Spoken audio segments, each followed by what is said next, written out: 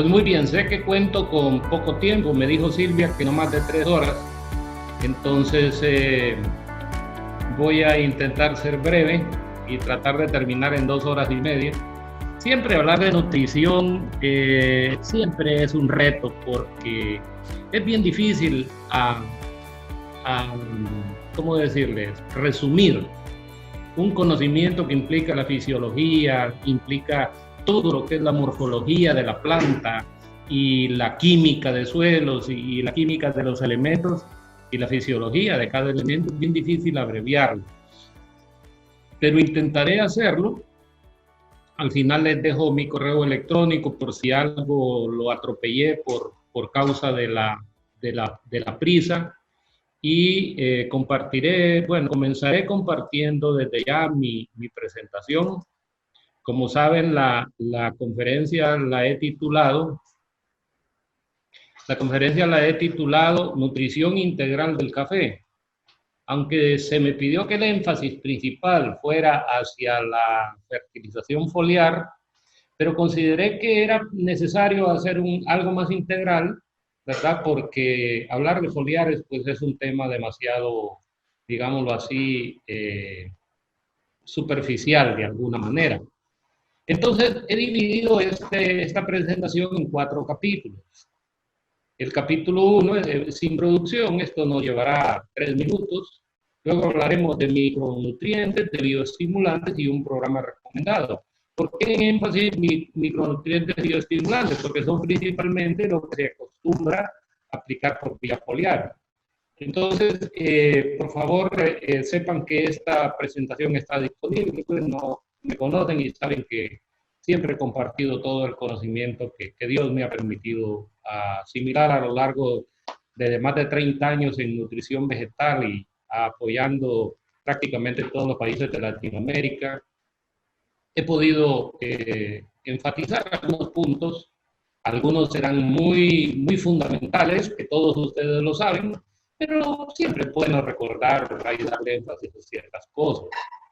En la introducción, lo primero que vamos a ver es que la nutrición perfecta está compuesta, es como un pastel, son tres cheos de un pastel, en lo cual vemos primeramente 12 elementos minerales. Esto es lo que alimenta la planta. Estos son los cationes y aniones, o los iones, como le dicen en común. Muy bien, entonces tenemos la bioestimulación y tenemos la parte del humus, o sea, la fase orgánica de los suelos.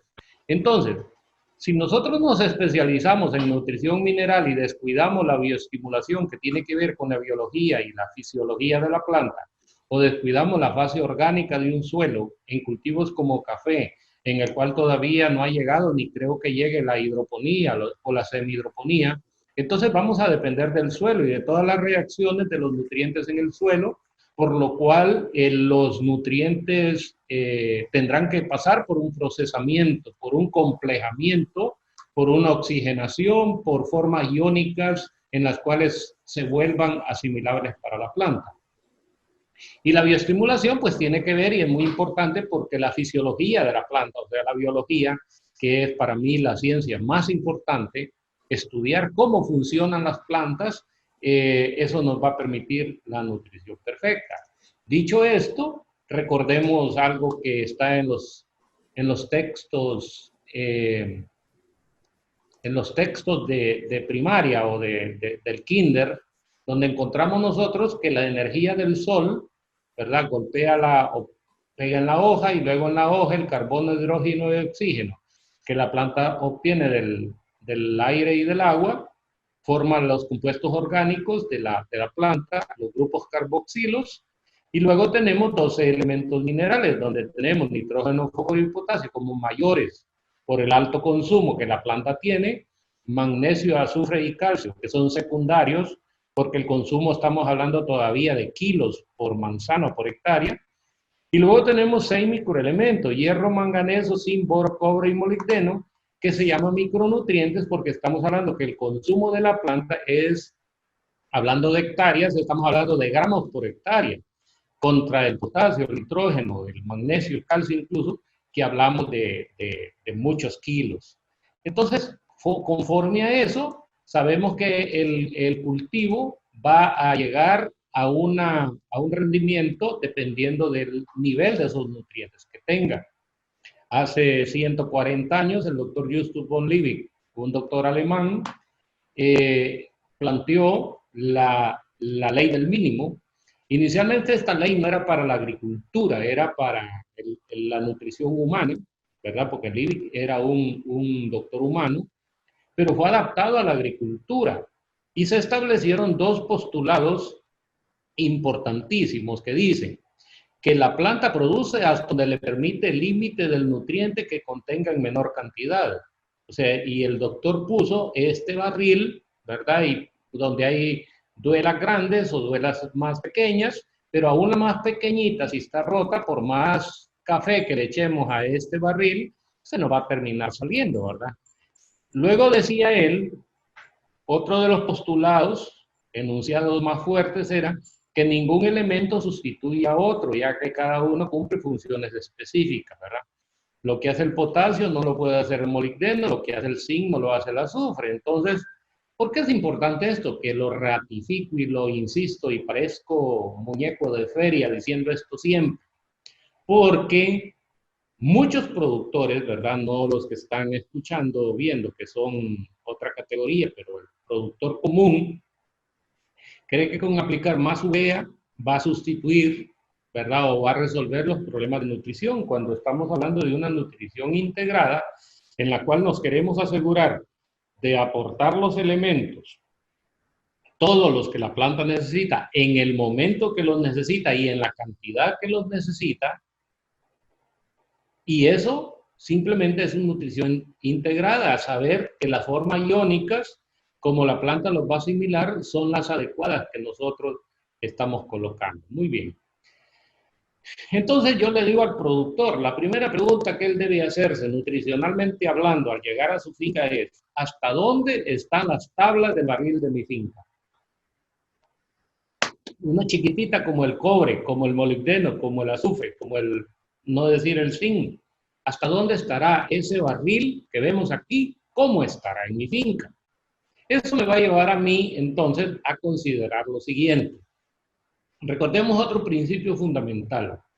La productividad de la planta está determinada por los nutrientes que contiene en la hoja, no es en el suelo.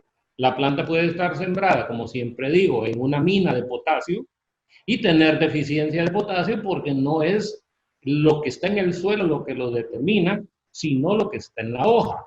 Entonces, los doctores Arnón y Stout, en 1934, que son parte de los padres, digámoslo así, de la nutrición moderna, establecieron una composición de la hoja, hicieron un análisis. En ese tiempo yo creo que lo más que había era cromatografía de gases, ya había.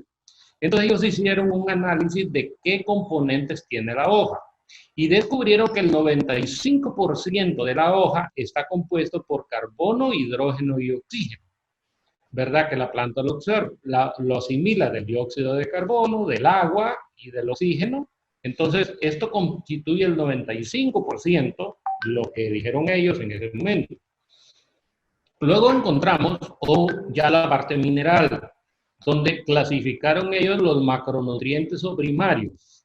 Dentro de ellos el nitrógeno, que la planta lo asimila como amonio, principalmente como nitrato, más que como amonio, y la composición promedio es 1.5%. Luego el fósforo, la planta lo absorbe como monofosfato y como difosfato. El HPO4.2 es el más común aquí, el monofosfato es muy bueno, el H2PO4, y de esto la proporción de la hoja normalmente es un 0.2%. Luego tenemos el potasio, que la planta lo asimila como ion K monovalente, es un catión monovalente que tiene en promedio un 1%. Luego el calcio, con un catión divalente con 0.5%, el magnesio, otro catión divalente con el 0.2%, el azufre, que es un anión, ¿verdad?, en forma de sulfato, como la planta lo asimila, que la planta constituye más o menos un 1%. Luego, los micronutrientes, esto lo puse más grande porque aquí vamos a enfatizar más. Dentro de ellos tenemos el hierro, que la planta principalmente lo absorba como hierro 3, ¿verdad? No tanto como hierro 2, perdón, sino como hierro 3.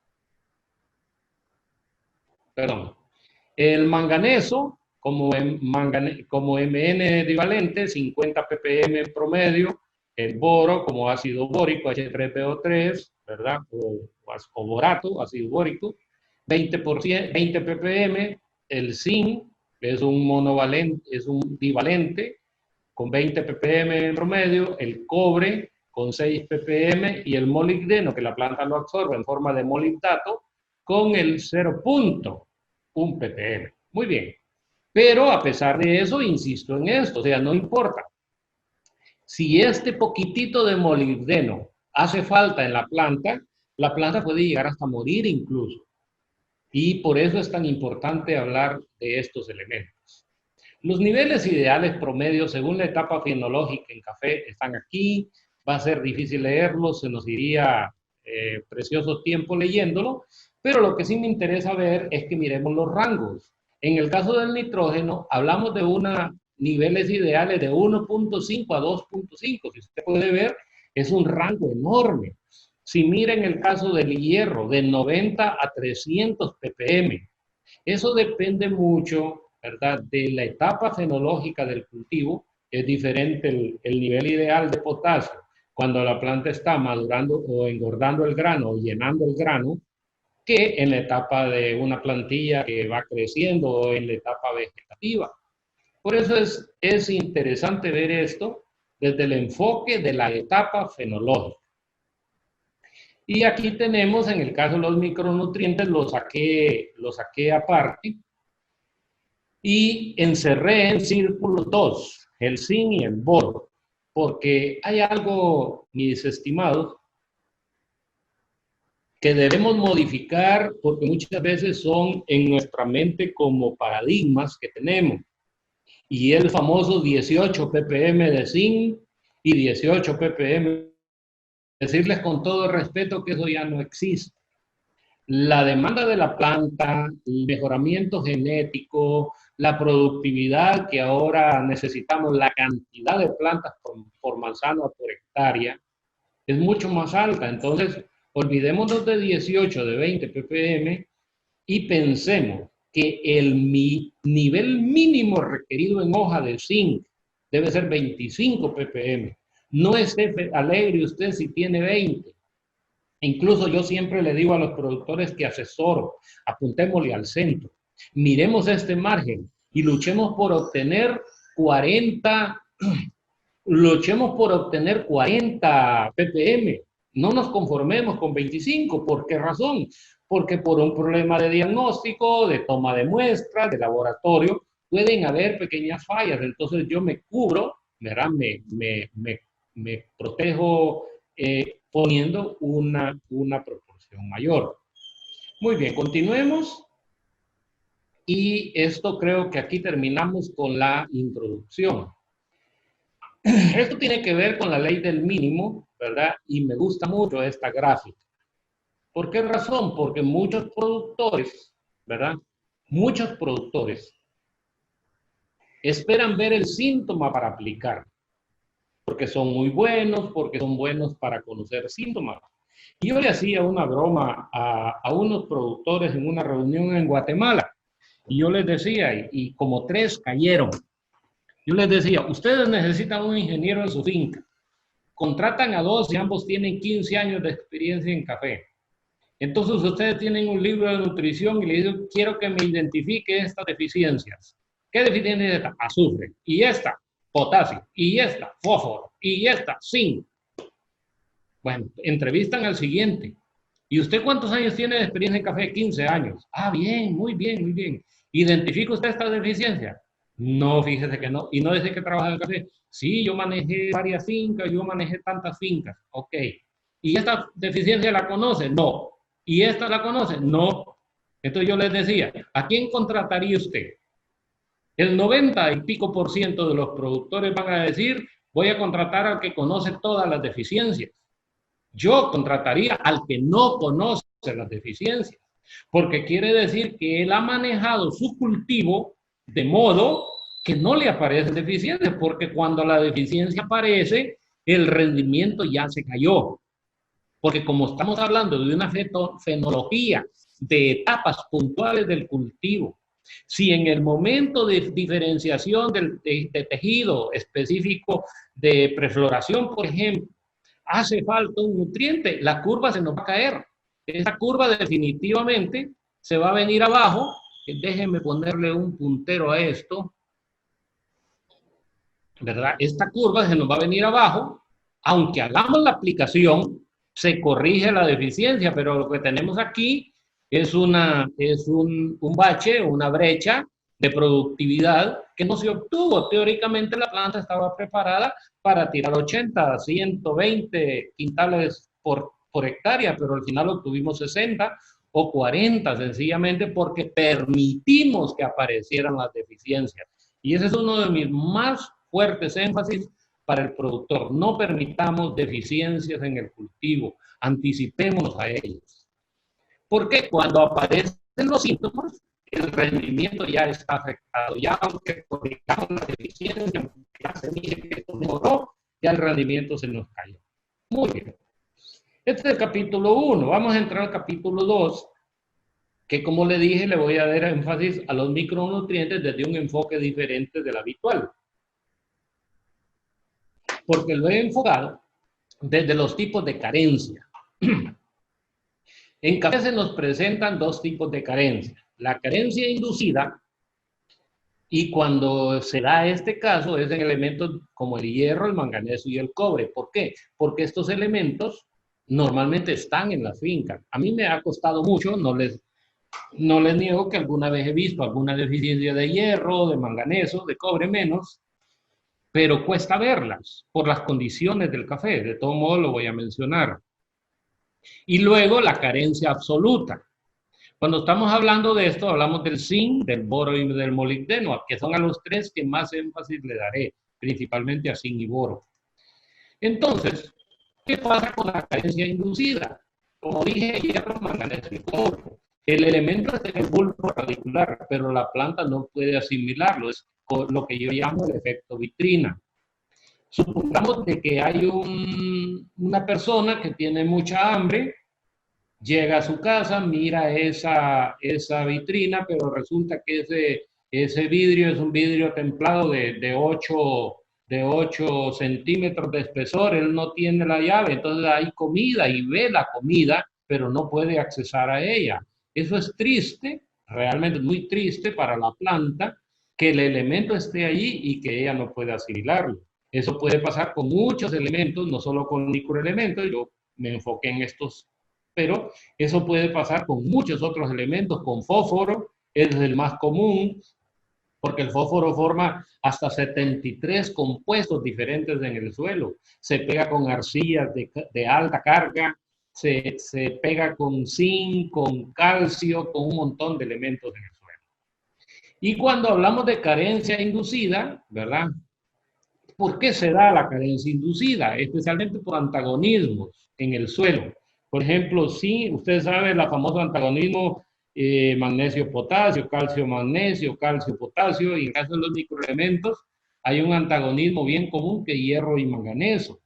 Y en suelos ácidos, donde no debería aparecer deficiencia de ninguno de los dos, si aparece es porque están en una proporción desbalanceada. Por eso, si usted tiene deficiencia de manganeso, lo que yo aconsejo casi siempre, toxicidad por manganeso, lo que yo aconsejo casi siempre es aplicar hierro para elevar y buscar el balance entre ambos. ¿Qué otra causa nos provoca deficiencia inducida? Bloqueos, la formación de pares iónicos en el suelo, el típico caso del fosfato de zinc, ¿verdad? Donde tenemos el fósforo que se bloquea con el zinc, forma un par iónico que, aunque los elementos estén ahí, la forma iónica en que están no es asimilable. Valores de pH en el suelo, extremos de pH, una inadecuada conductividad eléctrica de ese suelo, una baja capacidad de intercambio catiónico por el tema de arcillas y humos, porque no hay rizósfera, o sea, no hay aire en el suelo, y por algo que yo le llamo la ley de Lindsay, el doctor Lindsay dice en su libro Micronutrientes en Agricultura, que si un elemento está en demasiada cantidad tipo hierro, se mineraliza de 1000 formas, Y si está en muy poca proporción, más bien ese poquito que hay termina diluyéndose. Muy bien. Un punto importante aquí es el siguiente. En el caso de una carencia inducida, no apliquen más del elemento al suelo como sal. Lo que se debe hacer es identificar la causa. Si la causa, por ejemplo, es una baja capacidad de intercambio catiónico, entonces yo aplico en una enmienda úmica y modifico las condiciones del suelo. Si la causa, por ejemplo, es un exceso de aluminio o una alta acidez, yo aplico enmiendas cálcicas y eso, al punto 2, modifico las condiciones de ese suelo. Y entre tanto, porque estos son procesos, son enmiendas de suelo, que no es que aplica el calcio ahorita y que a las 3 horas va a haber el efecto, sino hasta la siguiente temporada a lo mejor, entonces aplicarlo a través de la hoja como quelato. Estas son mis tres recomendaciones cuando se trata de atender una carencia inducida. Y ahora hablemos de carencias absolutas. Cuando hablamos de carencias absolutas, hablamos de elementos que en el suelo no están en cantidad suficiente, o sea, suelos pobres en esos microelementos. Y aquí tenemos básicamente tres: el zinc, el boro y el molibdeno. Estos tres elementos limitan la productividad del café en nuestra región más de lo que nosotros nos imaginamos. Ojo con esto porque es bien importante.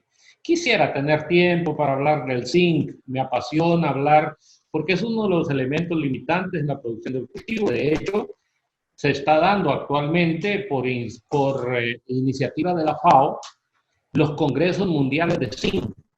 Claro, los hacen en Asia, en África, en América, hasta ahora no han hecho, espero que hagamos una, que se haga una pronto en Latinoamérica, porque lo que se dice es que el zinc es el principal limitante de la productividad agrícola del mundo, pero no solo eso, de la salud humana, porque es el elemento más importante que influye demasiado en la riqueza bromatológica, digámoslo así, de los alimentos. Por eso la FAO insiste mucho en la aplicación de zinc en los cultivos. Yo hace 30 años vengo diciendo que el trópico es deficiente en zinc, que el elemento entrópico es deficiente en zinc, y todos me dicen que no, que hay suficiente zinc. Y ahora resulta que en todo el mundo se descubrió. Y solo como dato curioso, en estos, digamos, 25 años muy activos, no les puedo decir qué cantidad de análisis de suelos he visto. Y en estos 20 y pico, 28 años, ni un solo análisis de suelos ha salido con suficiente zinc. Pero resulta, como caso curioso, que me encontré un análisis de suelos de una finca de la zona de Copán, que el laboratorio me reportaba 75 ppm de zinc. Llamé a la doctora del laboratorio, que es mi amiga, y me dijo que me prometió muchas cosas. Y le digo, doctora, creo que tenemos un problema. Y eso me dice, mire que en el análisis tal y tal aparece, le digo, que hay 75 ppm de zinc en ese suelo. Ah, pues es lo que hay, me dice, es lo que hay. No, doctora, no puede ser. Hágame un favor, repítame ese análisis. Pues un poco a regañadientes lo repitió. Y me llamó y me dijo, ay, ingeniero, qué pena, perdone. Resulta que la muchacha se le olvidó poner el punto antes del 7, pero es punto 75 ppm lo que hay. Y ellos en su recomendación no recomendaban aplicar zinc a ese productor. Imagínense que llego yo con el análisis de laboratorio y le digo, mire, no le haga caso al laboratorio. Yo sé más que el laboratorio y yo le recomiendo, se va a reír en mi cara. Se va a reír y me va a decir, usted es un vendedor y usted aquí y usted allá, porque ¿a quién le va a creer más? ¿Al laboratorio que a mí? Entonces, por eso es bien importante tener clarísimos estos conceptos. Zinc es uno de los elementos limitantes en la producción del café. Mire, es responsable del sano y normal crecimiento del cultivo. A partir del zinc, la planta produce enzimas de crecimiento. Una planta bien abastecida de zinc no ocupa que usted le esté poniendo tantas hormonas para que crezca. Ella va a producir sus enzimas, sus hormonas, su triptófano y todas estas hormonas, las auxinas, para crecimiento. Y, por supuesto, cuando falta zinc, lo que encontramos es esto. Esta es una deficiencia de zinc precisamente en esa finca de Copán, por lo cual yo mandé el análisis al laboratorio, porque son productores así un poco quisquillosos, porque han estudiado, es un médico humano, entonces son un poco más quisquillosos. Les voy a contar que algo que me alegra mucho y lo voy a compartir, es que el Instituto Hondureño del Café, que todos conocen, en su cartilla de deficiencias nutricionales en la planta del café, quiero que vean la foto que tienen en la deficiencia de esta foto que me pidieron, pero son amigos, no les voy a cobrar derechos de autor. Muy bien, estas son típicas deficiencias de zinc, ¿verdad? Aquí vemos de repente combinada con una de calcio, pero como les digo, la idea es no conocer las deficiencias, que nunca nos aparezcan deficiencias en nuestras plantaciones. Más fotos de deficiencias de zinc. Y bueno, hablamos del rango. El rango crítico en el suelo es 5 miligramos por kilo, o sea, 5 ppm. Si hay menos de eso, hay deficiencia de zinc en el suelo, como les digo, después de 25, 28 años viendo análisis de suelos, no he encontrado, excepto ese, que se les olvidó poner el punto antes del 7, no he encontrado estos valores. Y en la hoja, los rangos ideales, vean, normal de 25 a 50, alto de 50 a 80, y ya yo no creo que se llegue a eso, menos que usted esté en una mina o aplicando todos los días. ¿Me están escuchando? Me está tirando un mensaje aquí la computadora. Sí, Ahorita se escucha mejor. se escucha mejor ahorita. Ah, muy bien, ok. Pero vamos bien. Sí, vamos muy bien, muy bien. Bueno, perfecto. Hablemos del boro. Junto con el molibdeno son los elementos más escasos en el mundo. El resto de microelementos son cuanto menos 10 veces más abundantes que ambos. La deficiencia de boro en café es una de las más grandes limitantes en la producción y calidad del fruto. Ojo con esto. El boro influye mucho en la calidad del café porque tiene que ver con la fecundación, con el tamaño del grano, con la forma del grano. El boro prestenle mucha atención, no solo por el limitante en cuanto a lo que es el daño meristemático que el cultivo provoca en la planta, la deficiencia, perdón, del elemento provoca en la planta, sino por el tema de la calidad del fruto. Contarles que el boro tiene, yo le he enumerado 63 funciones en el cultivo del café. Y el boro realmente es un amor. Si yo le digo a un productor, a un técnico, si se quiere volver un especialista en nutrición, estudie mucho el boro. Es el elemento más complicado de todos. Por varias razones, y una precisamente es por la poca movilidad que tiene el xilema. Debido a esta poca movilidad, los síntomas de deficiencia suelen aparecer en las hojas jóvenes. Observe, esta es una típica deficiencia de boro.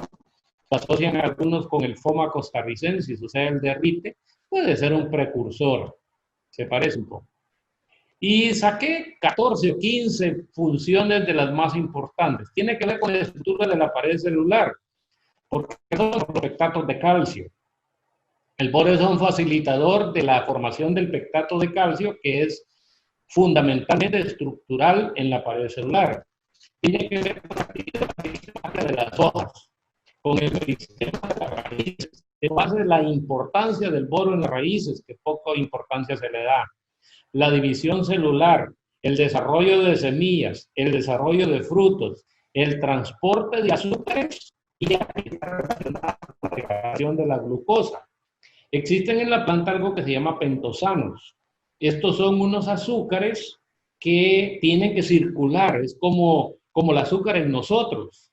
Entonces yo siempre digo, una planta deficiente en boro es como si tuviera diabetes, porque el azúcar no se mueve, el azúcar se acumula en los vasos, en los tejidos vasculares, se acumulan los azúcares porque esa glucosa no se degrada por causa del boro. La síntesis del ARN, el ácido ribonucleico, que sabemos que es la memoria genética de la célula. La síntesis del ácido giberélico. Y me detengo aquí porque yo le digo a muchos productores, usted en vez de estar tirando foliar ácido giberélico para mejorar la floración del cultivo, mejor aplique boro, porque la planta va a producir con un buen abastecimiento de boro, va a producir de manera natural el ácido giberélico. El 11, formación del tubo germinativo de la flor. El 12, coloración de la flor. El 13, asimilación del calcio. Asimilación de todos los cationes por el efecto del calcio. Y el 15, desarrollo normal de raíces. Y quise poner dos, ¿verdad? Quise poner dos fotos que son para mí fundamentales. Y es la formación del tubo polínico. Si esta planta no tiene suficiente boro, este tubo polínico no va a tener esta forma tan bonita. Esta es la forma perfecta de un tubo polínico. Pero muchas veces esto está torcido, mejor dicho, retorcido. Entonces el polen, cuando quiere llegar a resulta que eso no tiene esta forma así, sino que la tiene caída para acá. Entonces, como la tiene caída para acá, entonces, ¿qué vamos a encontrar? Que no hay una buena fecundación en el cultivo. Y el otro es el tema del desarrollo de raíces. Ese es un trabajo de laboratorio de la IFA, y perdón, de la IFA. Y puede ver usted en esta particular por los meristemos. Los meristemos,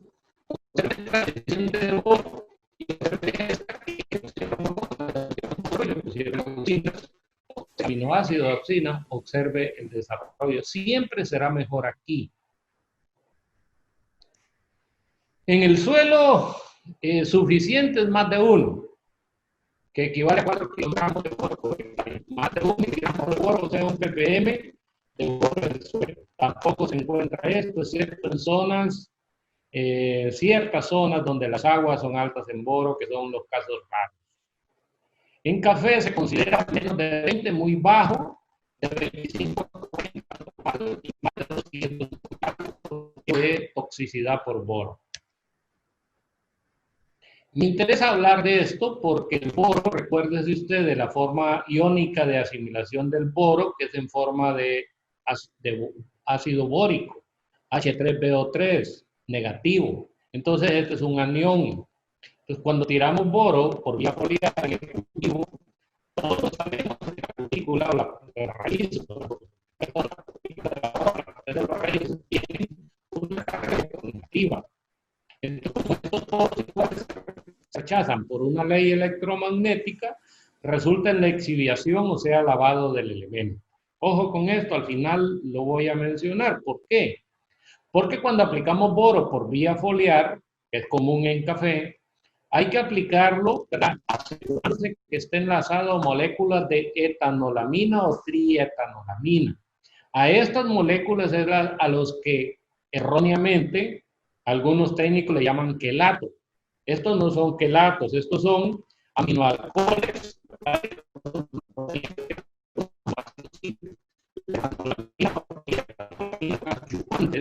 para la asimilación foliar del boro.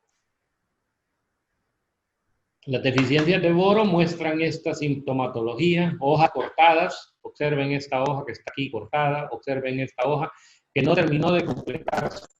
En otros cultivos se le llama oreja de ratón. Muy bien. El zinc y boro, insisto, préstenles mucha atención. En cuanto a la aplicación de micronutrientes, siempre estamos en el capítulo 2, pues tenemos 3 fuentes. Las sales, los complejados, o sea, datos de baja estabilidad, que se llaman complejados o complejamientos de sales, y los helados, con todo respeto y cariño, yo quiero decir algo que es bien importante, pero por lo menos en Honduras estamos sufriéndolo. Y es que las compañías de fertilizantes granulados hacen fórmulas cafetaleras que ya incluyen el zinc y el boro. Eso definitivamente causa un problema porque allí el zinc y el boro van en forma de sales. En el caso del zinc, por ejemplo, las sales son óxidos de zinc, carbonato de zinc o oxisulfatos de zinc. Es una mezcla de óxidos y sulfatos. El gran problema que tenemos con esto, con estas sales, es que cuando esto cae al suelo, normalmente suelos arcillosos, como el zinc va en forma de sal, en su forma natural, digámoslo así, ¿verdad? Como un carbonato o un sulfato u óxido de zinc, entonces ese zinc en su forma natural se pega con las arcillas, porque las arcillas tienen una carga electronegativa. Entonces en el suelo hay un bloqueo, ¿verdad? Ahí se forma un par iónico por esa ley electromagnética y esas sales no son asimilables. Entonces en la fórmula o en la etiqueta aparece el zinc y si se manda al laboratorio, sí tiene zinc.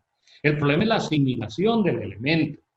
Y en el caso del boro, la fuente de boro que normalmente se usa es una fuente que se llama boronatrocalcita, que es insoluble, que no es asimilable para el cultivo. Entonces yo se lo he dicho a los productores, ¿verdad? Pero siempre se busca la comodidad y la economía. No, es que mire que no puedo tirar foliar, no, es que mire que no puedo drenchar o no puedo hacer inyecciones al suelo. Y aquí ya llego, sí señor, pero por lo menos algo, aunque sea duermo tranquilo. O sea, se hace más por motivos de conciencia que por verdadera nutrición del cultivo. Luego, los quelatos de baja estabilidad, hablaremos luego de ellos, y los quelatos propiamente dichos, ¿verdad? Que básicamente en café, porque las aplicaciones son por vía foliar, normalmente nosotros recomendamos estos, los quelatos de baja estabilidad, principalmente quelatos de aminoácidos, quelatos de carbohidratos, quelatos de algún ácido orgánico, ¿verdad? Porque la aplicación foliar es efectiva. Muy bien. ¿Qué pasa entonces con estas sales? Que en el suelo, como decía, forman pares iónicos o se pegan con el fósforo del suelo o con las arcillas para formar estos pares iónicos que vuelven insoluble el elemento para la planta. Y luego, alguien dice, no voy a aplicar el zinc por vía foliar. Si lo tira en vía foliar, no lo tire como sal. Si quiero que me recuerden por un buen consejo es esto, no tiren óxido de zinc, ni sulfato de zinc, ni carbonato de zinc por vía foliar. Como bien dice un amigo, el doctor Gaugel, dice, tirar sales por vía foliar equivale exactamente a agarrar pedradas del cultivo, porque no hay forma de que el cultivo asimile una sal en su forma natural, no solo por esta carga electronegativa, sino porque la asimilación foliar se realiza no por los estomas, sino por los ectodesmos, que son unas capilaridades finísimas en la cutícula de la hoja. Entonces, tiene que ir el elemento, pero bien hecho, un elemento bien fabricado que garantice la asimilación foliar, porque si se tira en forma de sal, el riesgo a nivel de suelo es menor a nivel de suelo. De hecho, si hay alguien que insiste, no, yo sin tirar sulfato de zinc, mejor dejo de ser cafetalero. También tire sulfato de zinc, pero tírelo al suelo. No lo vaya a tirar foliar, porque foliar solamente se va a asimilar el que se escurre de la hoja y caiga en la raíz, que no será mucho. Número 2, quelatos. Los quelatos son moléculas orgánicas que contienen grupos carboxilos. Encapsulan al metal aislándolo del medio, es decir, neutralizándolo. Y dentro de estos quelatos, yo les decía que hay dos grupos.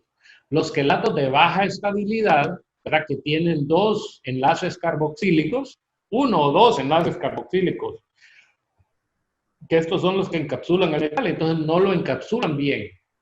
Solamente lo acompañan, digámoslo así, solamente como quien dice lo protegen, pero no lo atrapan, como el caso de un quelato. Entonces, en este grupo tenemos aminoácidos, tenemos, como dije, carbohidratos, tenemos ácidos orgánicos, ácido octaglucónico, liposulfonatos, todo ese grupo que hay aquí.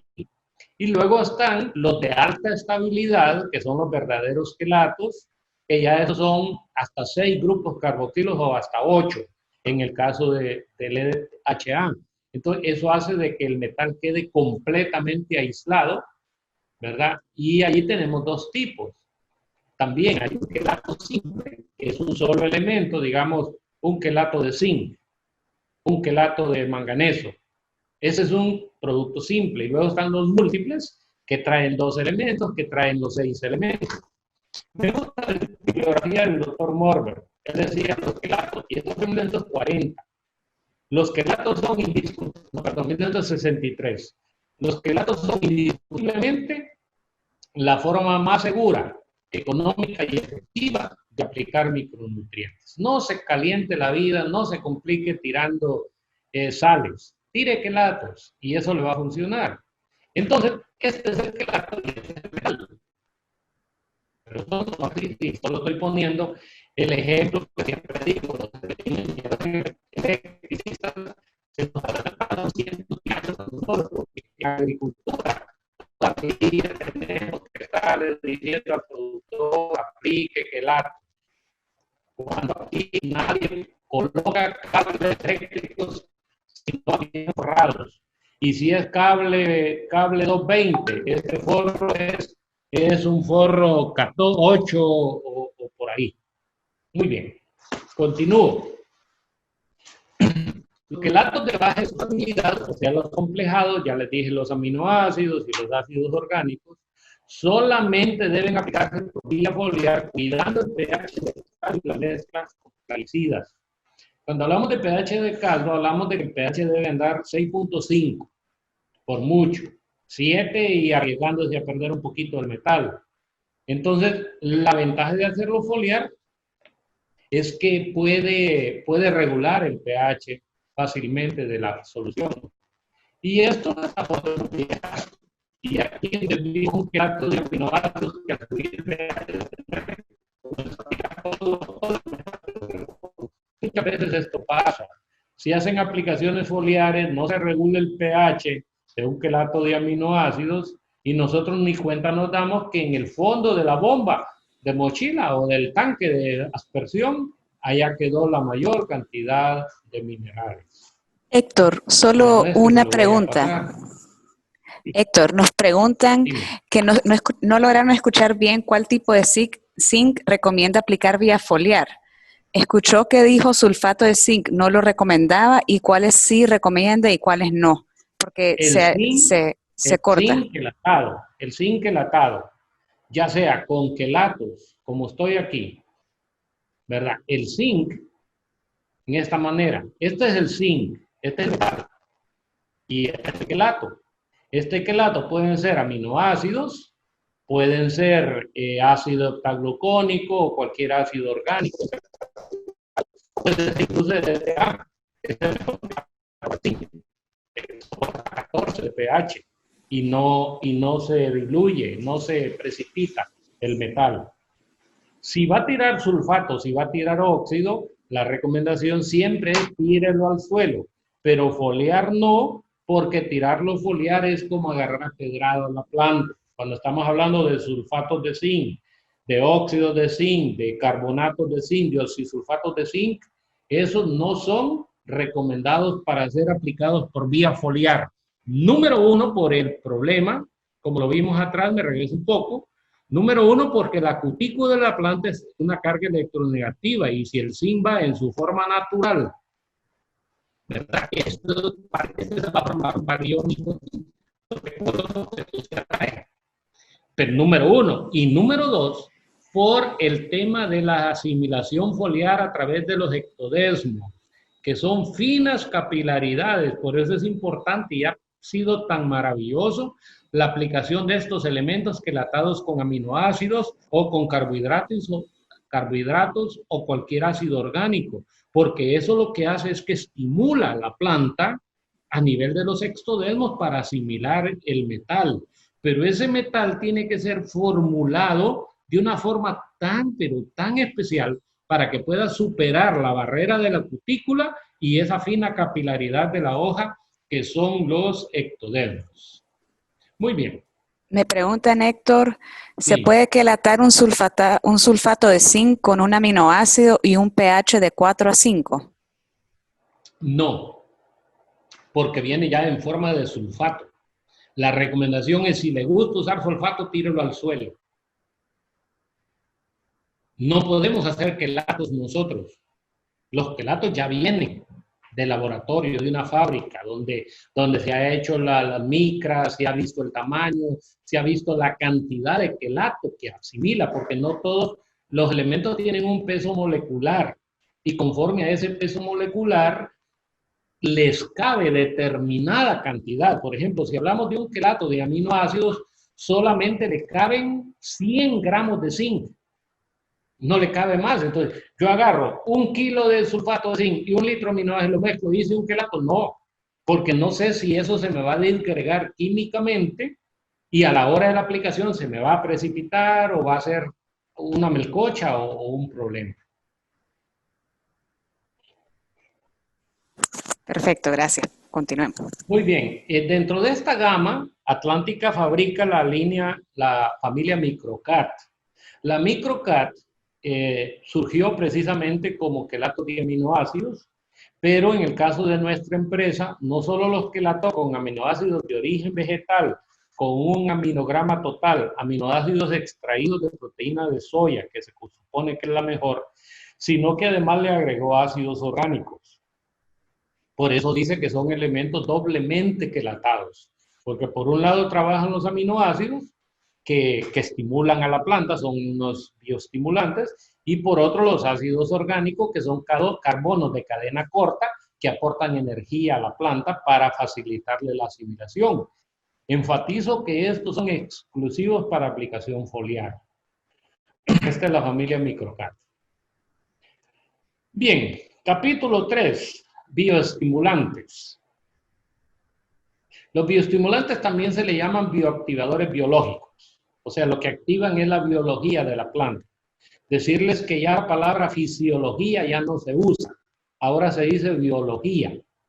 Entonces, podría decir yo bioactivadores fisiológicos, pero ahora se dice bioactivadores biológicos, porque tiene que ver con toda la biología de la planta y la fisiología solamente se dedicaba a la parte física. Por eso se hizo el cambio de la letra. Entonces, en el caso del café, yo recomiendo el uso de los bioestimulantes dependiendo de 3 factores. La genética, es diferente un timor que un borbón, por ejemplo. Entonces, si yo quiero estimular floración, yo tengo que ver cuál de estos elementos, cuál de estas variedades o materiales genéticos necesitan un empujón para florear, porque normalmente no florean. ¿Cuál necesita que yo le estimule el enraizamiento, porque no es bueno para enraizar? ¿Cuál necesita que yo le estimule el desarrollo foliar, porque no desarrolla bien foliarmente, es una planta raquítica que tarda para crecer? Entonces la genética me influye. Luego el ambiente, si hay frío, si hay calor, si hay viento, si la tengo el manejo, perdón, aquí me paro el manejo, si lo tengo a pleno sol, si lo tengo con sombra regulada, si la sombra es una inga, por ejemplo, que son las mejores, o es otra, o una leguminosa, o banano, o guineo, o lo que sea. Esto me va a influenciar a mí el uso científico de los bioestimulantes. Entonces, dentro de este aspecto, decirles que la planta influenciada por esos factores, por estos 3 factores, ¿verdad?, es la que nos va a determinar si necesita que la bioestimulemos o no. Entonces, en ese aspecto de la bioestimulación hay muchísima tela que cortar. ¿Por qué razón? Y siempre enfatizo esto. Al productor hondureño, voy a decir al cafetalero hondureño para que nadie se dé por aludido, al cafetalero hondureño le encanta usar bioestimulantes, que la hoja se ponga verdecita, que las hormonas la pongan bonita y todo. Pero ¿cuál es el problema? Nosotros todavía no estamos preparados para usar bioestimulantes y previamente no hemos llevado los niveles en hoja de todos los microelementos, de los 12 microelementos, y no los hemos llevado a los niveles ideales que vimos anteriormente. Mejor no usemos bioestimulantes, porque no van a hacer un efecto cosmético, como dicen. Va a poner bonita la hoja, pero yo no vendo hojas, yo vendo granos, yo vendo kilos. Por tanto, me voy a preocupar por productividad, aunque se ve bonita la plantación después de tirar un carbono 14 y un zen no sé qué, y un, qué tantas cosas que bioestimulantes es lo más abusado que hay actualmente, al punto que me sorprendí hace como 2 o 3 años, me encontré un producto que dice que es tan bueno que la planta hace fotosíntesis en la noche. O sea, estamos contradiciendo los fundamentos, lo científico, por causa de los bioestimulantes, por factores hormonales, ¿verdad?, que no vienen al caso.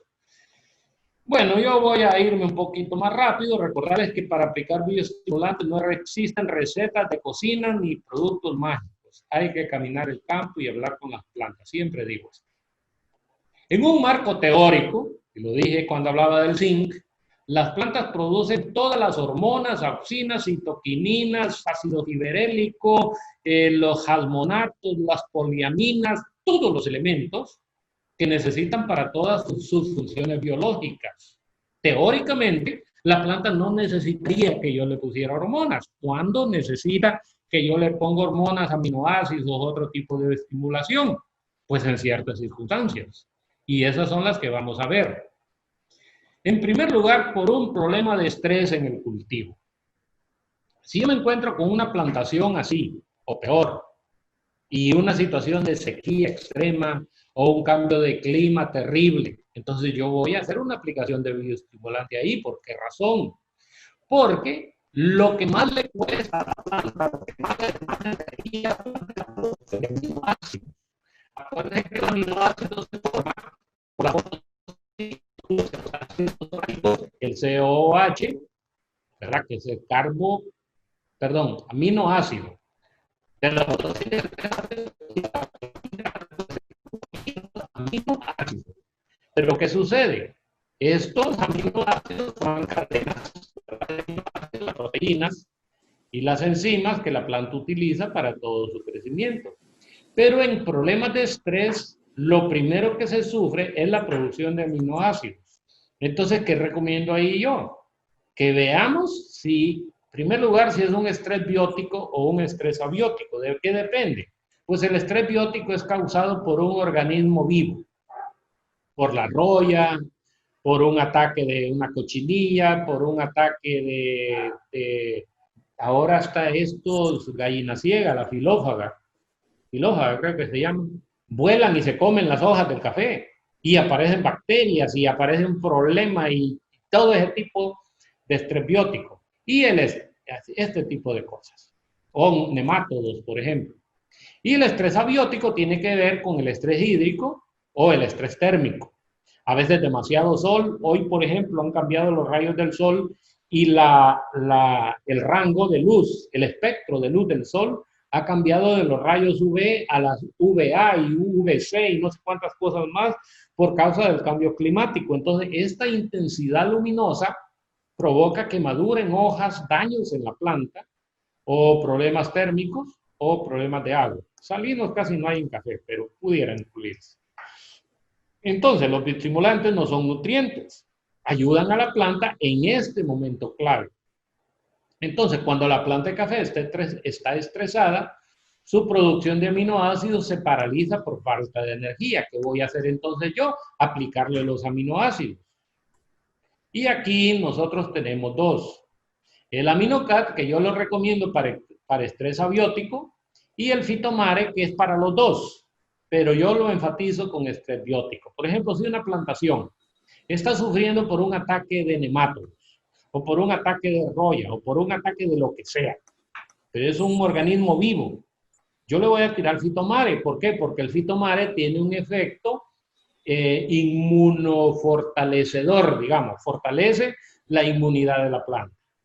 Y el AminoCat pues son los aminoácidos propiamente que también el Fitomare los contiene. Entonces, estas son las opciones que tenemos cuando hablamos de aplicaciones para tratar un estrés en la planta.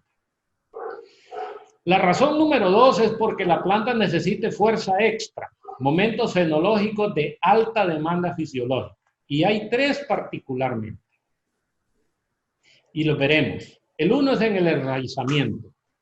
¿verdad? Cuando la planta está pasando o recién trasplantada o en el semillero y ha salido, bueno, los primeros etapas de la vida. Revienta el grano, el soldadito, luego la chapola y luego aquella planta necesita que yo la estimule.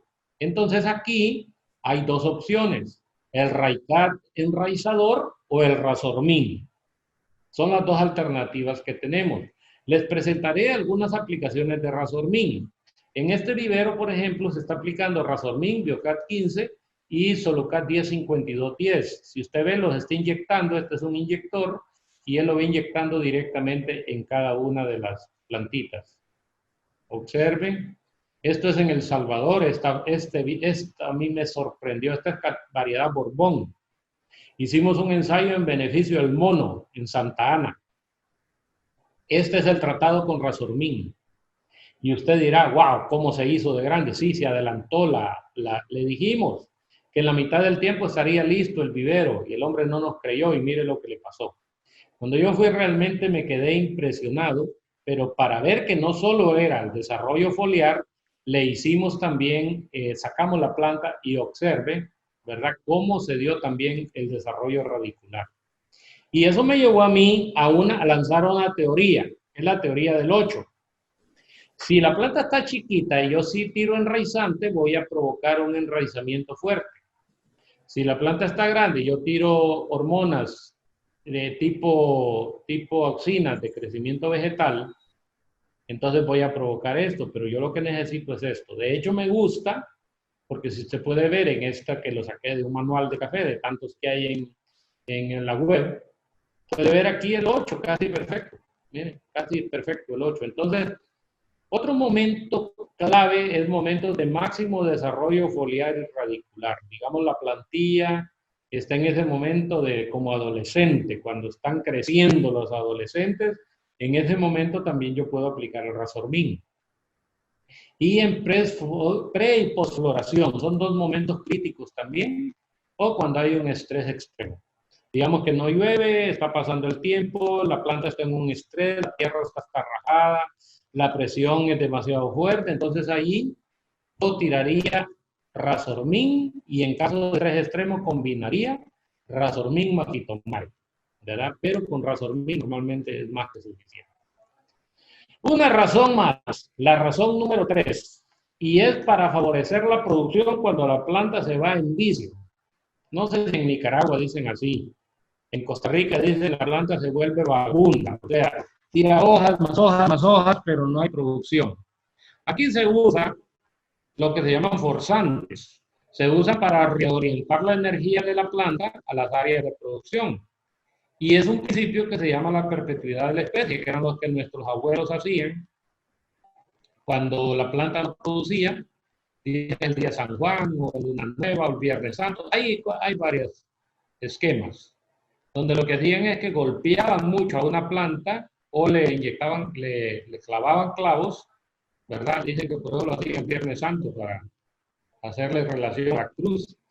Y esto lo que hacía es que tiraba producción.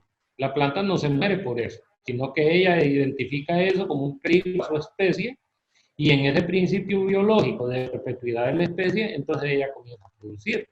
Esto no es café, lo sabemos, es pepino. Una plantación de pepino en Comayagua. Miren, hacían desfile, hasta periodistas iban a tomar fotos para calendario por esa belleza de plantación. El problema fue que el primer tiempo iban ganando, pero en el segundo tiempo, bueno, ustedes dirían en el tercer inning. En el tercer inning pasó esto. Esto fue la productividad. Todos los pepinos tenían esa forma, imposible de exportarse. Cuando yo vi esto, les dije, señor, el problema aquí es que esta planta se fue en vicio. Se abusó del nitrógeno, de repente la temperatura, mucho frío, mucho nitrógeno aeróbico, muy poco, aeróbico, muy poco potasio, un desbalance en los cationes. Entonces aplicamos un forzante. Entonces, la pregunta es, ¿producirá más esta o producirá más esta? Mira lo que pasó con esta. Es la cantidad de pepino y mira la forma de los pepinos. Recuperamos esa plantación. Nuestro producto forzante se llama Florone. Puede ver que en el producto testigo, en el cultivo testigo, un entrenudo ocupa 2 de florón y puede ver que en cada entrenudo hay una flor femenina. Y en café tenemos una experiencia, bueno, tenemos varias, pero esta la documentamos. Los que estuvieron en nuestro congreso de café internacional que hicimos hace también unos 6, 8 años, presentamos ahí este caso. En la empresa Copocael del señor Ronnie Rosa, ¿verdad? En Encarnación, Coatepeque del Duez, café Catuaí, plantado en 2006 con una densidad de 3.000 plantas por manzana, una zona muy alta. Puede ver que está a 1.550 metros sobre el nivel del mar. Hay una buena precipitación, una buena humedad relativa y buena temperatura media. Pero ¿qué pasaba? Se estableció la finca en 2016, vemos 2017, y la primera cosecha, 2018-2019, la productividad fue de 4 quintales de pergamino seco por manzana, o sea, 127 kilos por hectárea. Esto no da ni para el chapeo de este lecho que está ahí. 14 pergaminos, perdón, esta ya no es la primera cosecha, esta sería la segunda cosecha, no le cambié aquí, esta es segunda cosecha. 14 quintales de pergamino seco por manzana. La finca mostraba mucho vigor, pero no daba productividad. Se decidió sembrar café Empira, o sea, otra variedad. Aquí pueden ver que hay una nueva siembra, sospechando que era la variedad Catuaí. Esta cosecha 2010-2011 es muy mala, solo se obtuvo 12 quintales de pergamino seco por manzana. Algunas áreas se eliminaron y se sembró nueva variedad porque la finca no producía. Ese es el señor Ronnie. Puede ver 2010-2011, pura hoja. Y en abril de 2011 decidimos aplicar Florone. Esta dosis de 5 cc por litro de agua es muy alta. Es una dosis muy alta. ¿Por qué razón? Porque golpea muy fuertemente la planta. Por ser una dosis muy alta, la planta entró en un estado fuerte de estrés. No se va a morir. Nosotros hemos hecho pruebas, wow, pero de 20 cc por litro de agua y no hay problema. El problema es que el que se puede morir es el propietario de la finca. Cuando llega y mira aquella finca de café, pero como que le tiraron 2,4-D, casi muerta. Este es un efecto hormonal que lo que busca es frenar a la planta durante 3 días, la planta no crece. Igual que los clavos, igual que los golpes, que las heridas con machete en el tronco del árbol. Mira lo que pasó en el 2011. Mire la tercera cosecha, ya el 2011 se subió a 54 quintales de pergamino seco por manzana. Esa foto es de la finca. Miren, un rendimiento tremendo. De hecho, este señor Ronnie dio su testimonio en este congreso de café que les digo, nos hizo reír a todos porque tiene una forma muy peculiar de hablar por la zona. Y este es el Florone. El Florone es un producto de alta eficacia que posee una marcada acción inhibidora del crecimiento que induce fuertemente la floración, fructificación y engorde de frutos.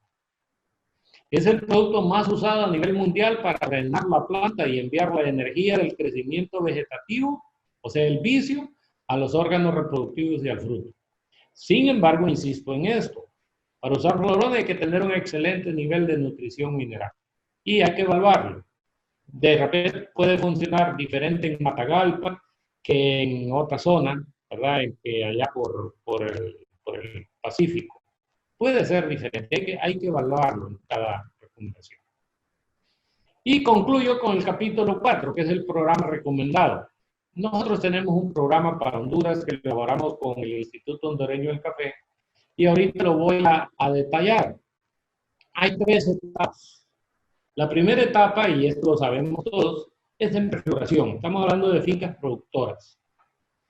En prefloración, alguien me dice qué fecha, no lo sé. Dicen que la prefloración se está dando justo cuando está la planta a punto de entrar a cosecha. Otros dicen que a mediados de cosecha, otros dicen que inmediatamente terminando la cosecha, otros dicen que es en verano, etcétera, etcétera. Lo importante es que antes de florear la planta hay que aplicar Microcat Zinc, Microcat Boro, Solucat 10-52-10 y Microcat Calcio. El calcio no lo mencioné anteriormente, pero normalmente aun cuando usted haga buenas aplicaciones de calcio al suelo, el problema del calcio es la baja movilidad. Entonces al calcio le cuesta mucho llegar a las zonas aéreas de la planta porque es un elemento muy poco móvil.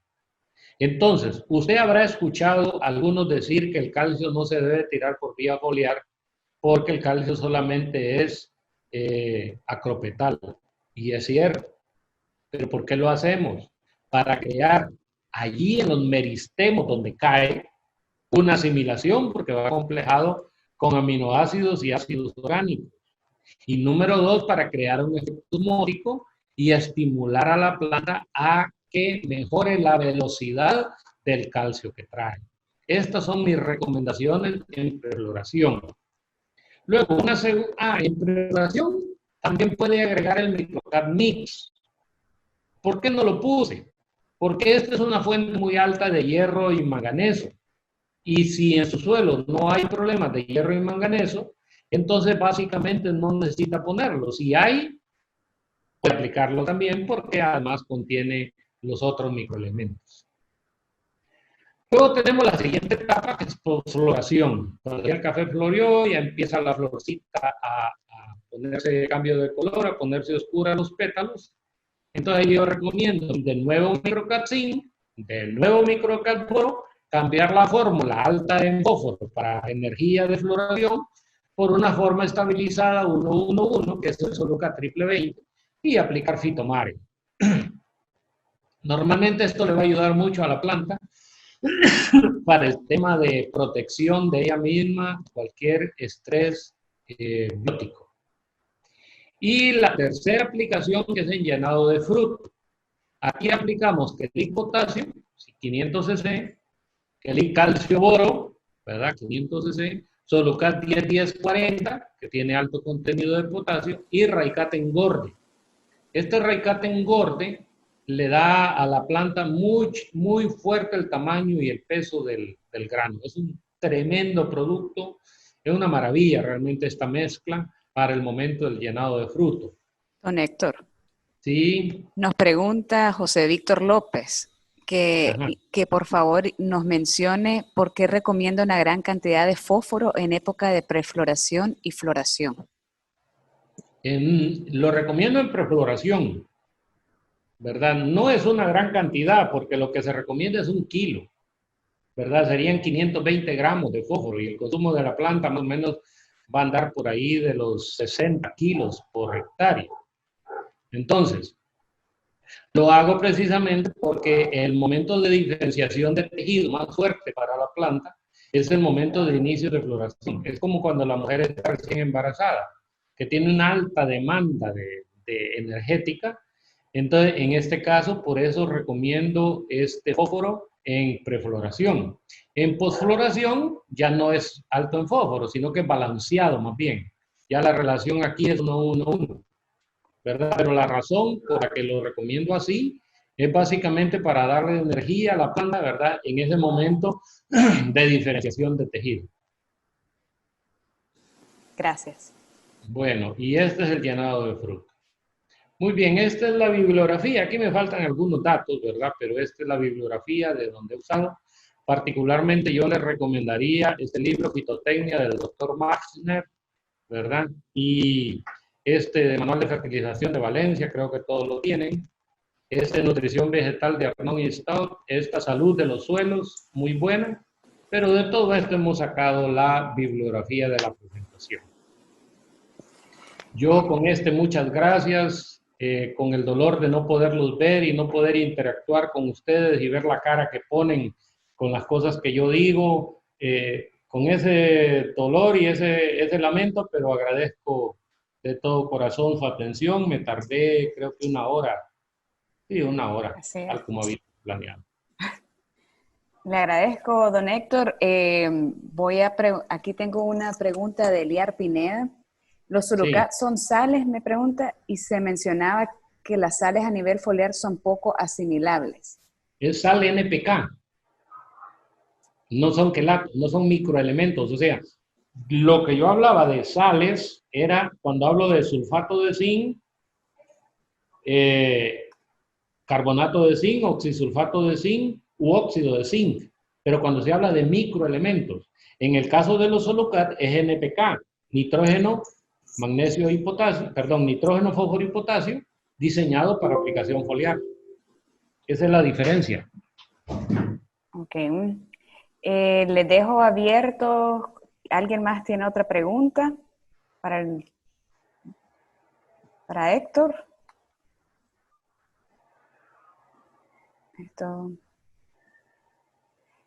Arturo Chávez nos dice, buenas noches, hablando sobre la mezcla de prefloración con boro y calcio, ¿sabe usted cuál es el pH de esta mezcla?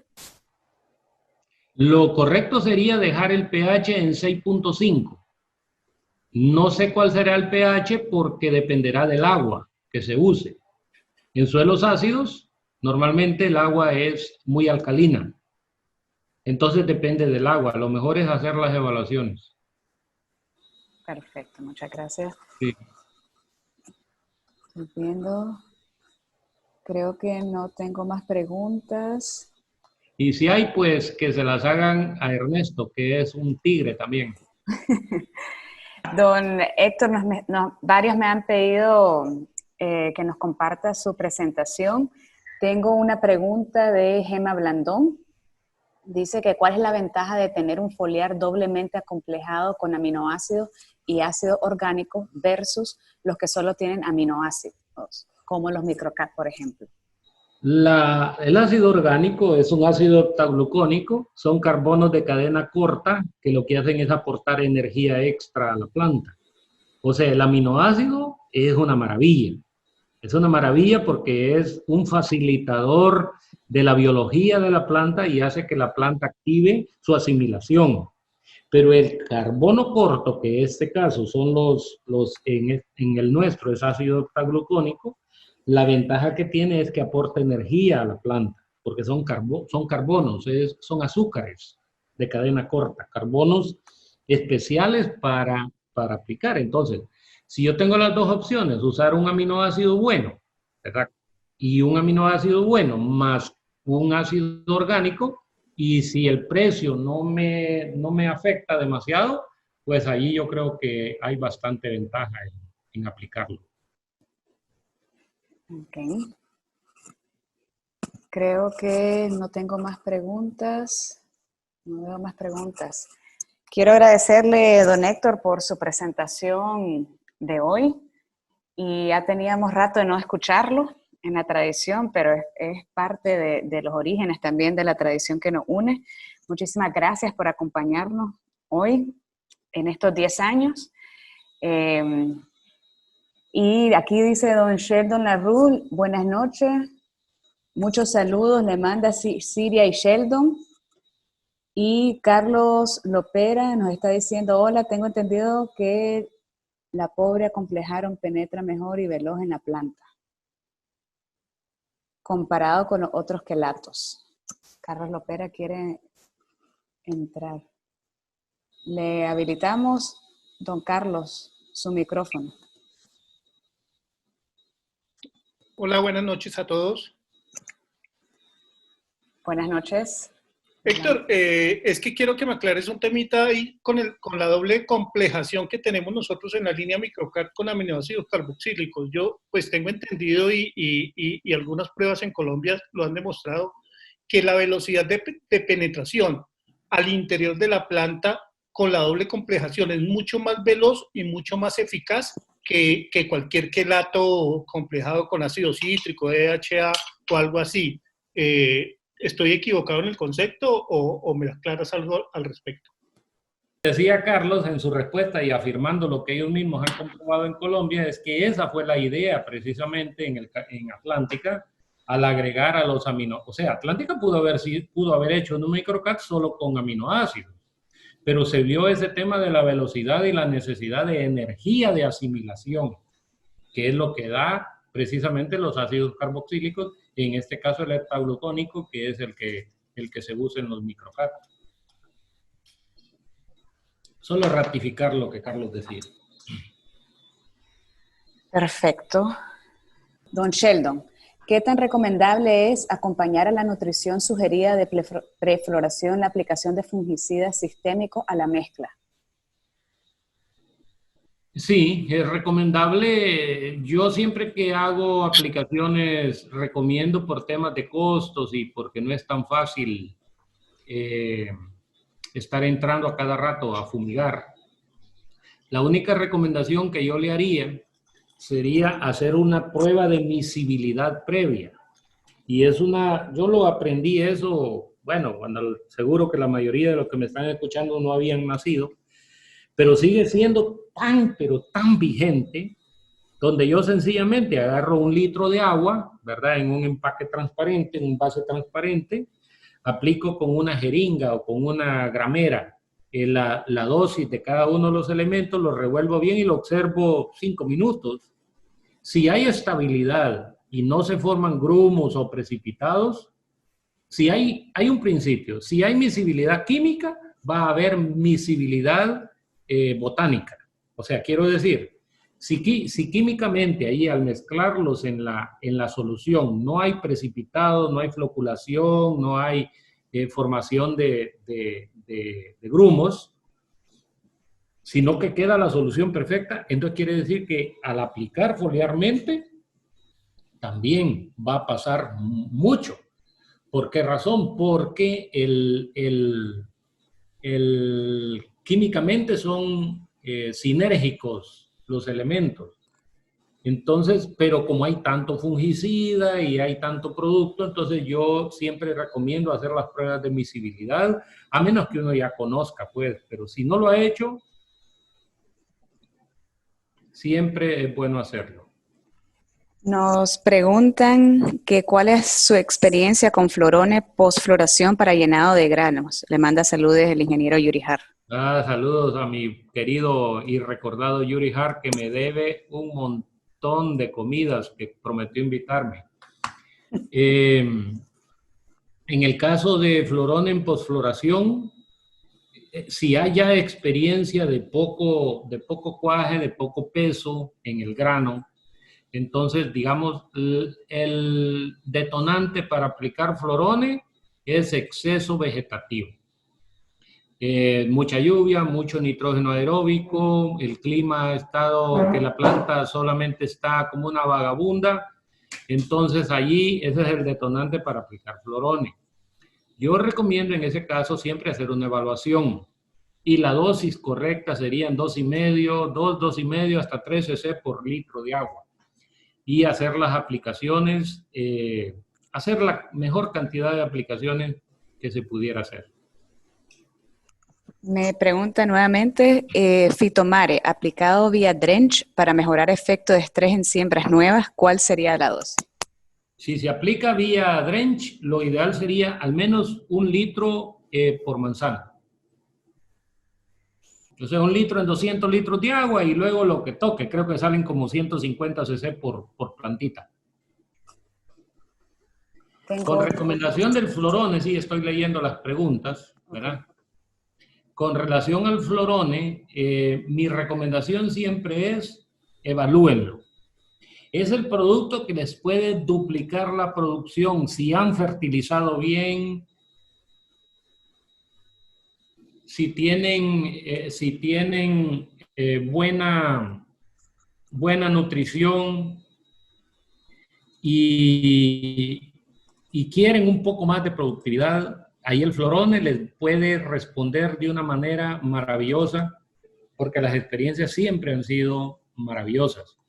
Pero mi recomendación es, no importa si tiene que perder 1 año, pero evalúenlo. Conozco productores que han hecho hasta 11 diferentes evaluaciones de Florone, porque lo han visto, porque conocen el potencial que el producto tiene, pero la recomendación siempre es, yo no me atrevo a decirle, tire 2 cc cuando el grano tenga tal tamaño, o cuando la flor, no me atrevo. Porque como lo dije al principio, para aplicar bioestimulantes no hay receta de cocina. Hay que ver la planta, hay que evaluar, hay que tener bien nutrida la planta, hay que ver el manejo, el clima, la genética, toda la parte ambiental. Tengo a Carlos Lopera que quiere dar una opinión acerca de Florone. Nosotros estamos haciendo unos trabajos en Florone y concuerdo mucho con Héctor donde dice que debemos conocer muy bien nuestro cultivo A Héctor le aprendí que uno debe entrar a los lotes y lo primero que hay que hacer es escuchar las plantas. Ellas le dicen a uno qué es lo que requieren. Ahorita en cultivos de floración múltiple, como lo es lulo, arveja, pimientos, calabacines, estamos haciendo unos tratamientos para como dice Héctor, hasta duplicar la producción. Cierto. Y es haciendo aplicaciones con el 5% de inicio de la floración, repetir a los 15 días y duplicar la dosis a los 30 días. Esto quiere decir que nosotros empezamos en Colombia con 1.5 y 2 cc por litro, a los 15 días la repetimos y a los 30 pasamos a 3 o 4 cc por litro ya cuando la floración ha pasado y se ayuda con florón y con productos como quelil-potasio y quelil-calcio-boro al llenado de grano, tubérculos o fruto como se puedan diferentes cultivos. Correcto. Tengo a Jorge Slaquitz, que le estoy dando entrada para que haga su pregunta y después voy con Julio Solórzano. Jorge. Más que pregunto, un comentario buenas noches. Más que pregunto, un comentario y me gustaría su opinión. A ver, esto de los aminoácidos es algo que en los últimos años se ha venido poniendo de moda, pero pues yo creo que no solo es comprar aminoácidos y ponerlo a la planta solo por hacerlo, pues, o porque alguien lo recomendó. Usted bien lo dijo, hay que entender el problema y ver qué es lo que queremos solucionar, porque digamos, los aminoácidos son precursores al final de rutas metabólicas. Y si yo no sé lo que ese frasco o qué aminoácido lleva, yo puedo estar poniendo un producto que es rico en un aminoácido como triptófano, que lo que me va a provocar son auxinas. Y tal vez yo lo que necesito en ese problema que quiero solucionar no es ese tipo de aminoácido. Necesito otro aminoácido que me promueva la ruta metabólica del compuesto que me va a dar una solución. Y muchas veces el uso es poner aminoácidos, decimos estoy poniendo aminoácidos, pero no sé para qué lo estoy poniendo y no sé si el aminoácido que estoy poniendo realmente trabaja en esa ruta metabólica que a mí me va a dar la solución al problema. Si quiero, no sé, engrosar pared celular, el aminoácido tiene que ser un tipo y trabajar en esa ruta metabólica para engrosarme la pared celular. Y mucho de lo que falta también son los aminogramas, que casi pues, es bastante difícil conocer los aminogramas porque los aminogramas son los que te dicen qué es lo que trae el producto. Yo quería su opinión al respecto. Nosotros tenemos como 4 formulaciones de aminoácidos. De hecho, digamos así, el mayor trabajo y el mayor desarrollo de investigación en la empresa ahorita precisamente es el tema de la bioestimulación. Y en el caso de los aminoácidos, usted tiene toda la razón, ¿verdad? Yo particularmente los recomiendo cuando hay problemas de estrés. Y con relación al aminograma, es una exigencia del productor pedir el aminograma. No tire aminoácidos sin conocer el aminograma, pero más que eso, no tire aminoácidos sin saber si son de origen vegetal o de origen animal. Porque hay muchos aminoácidos con altos niveles de aminoácidos, 24, 36% de aminoácidos, pero más que el porcentaje, lo que sabiamente usted ha dicho, Jorge, es el aminograma. Siempre pidan el aminograma antes de usar un aminoácido. En el caso de nuestro AminoCat, el aminograma está disponible, usted lo pide y la recomendación mía es aplíquelo cuando hay problemas de estrés, porque allí es donde se interrumpe la formación de aminoácidos. Claro, hay trabajo de aminoácidos muy fuerte, ¿verdad? Hay productos a base de prolina, hay otros productos a base de espermigina que son para momentos especiales. Pero tal vez yo sea menos purista en ese sentido de los aminoácidos, ¿verdad? Soy menos purista y lo veo más desde el enfoque de lo que es la pérdida energética de la planta por causa del estrés que interrumpe la producción de aminoácidos. Pero sabiamente lo que usted dice, hay que pedir el aminograma y antes del aminograma hay que preguntar al menos si es de origen animal o de origen vegetal, por el tema del levógiro, de estrógiro, que por falta de tiempo, pues no mencionamos todo eso. Tengo a don Julio Solórzano, ya está habilitado su micrófono. Muchas gracias. ¿Qué tal, don Héctor? Hola, Julio. A usted le voy a cobrar adicionalmente la respuesta. Tenemos justo un sitio muy parecido al estudio que presentó.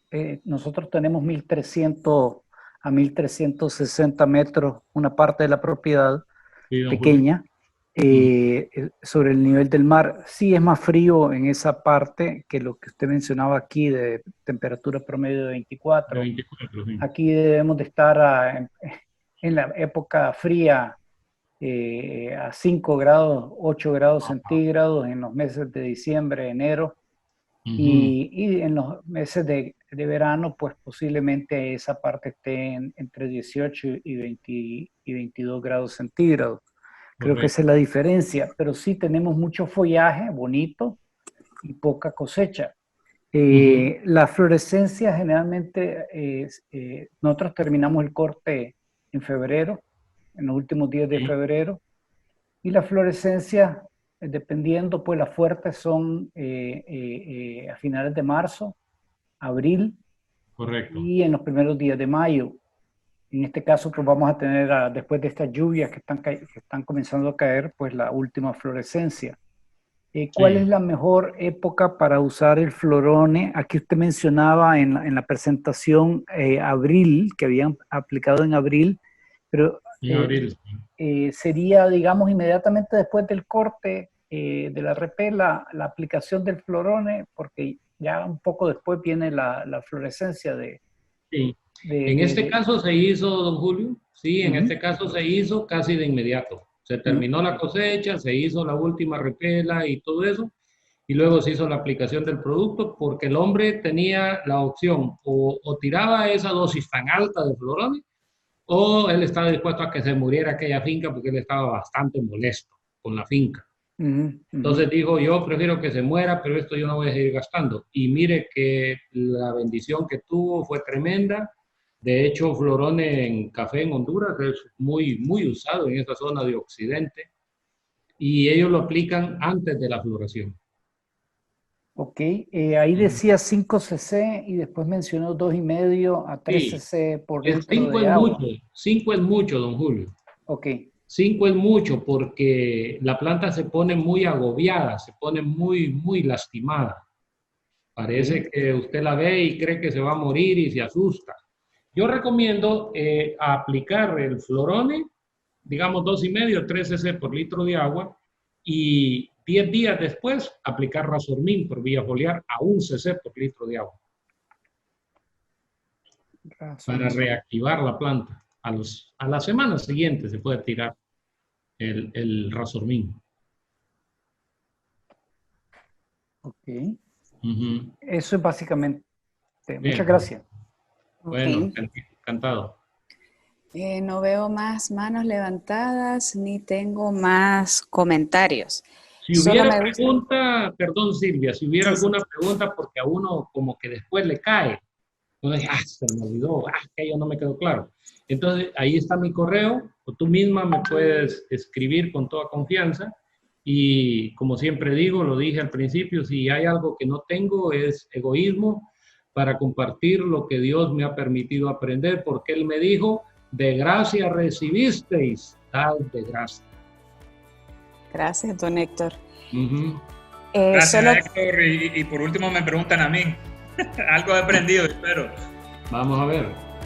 Gracias, Héctor. Un gusto tenerte y esperamos que en cuanto las condiciones lo permitan, tenerte de nuevo en Nicaragua. Eso será un honor para mí, Ernesto.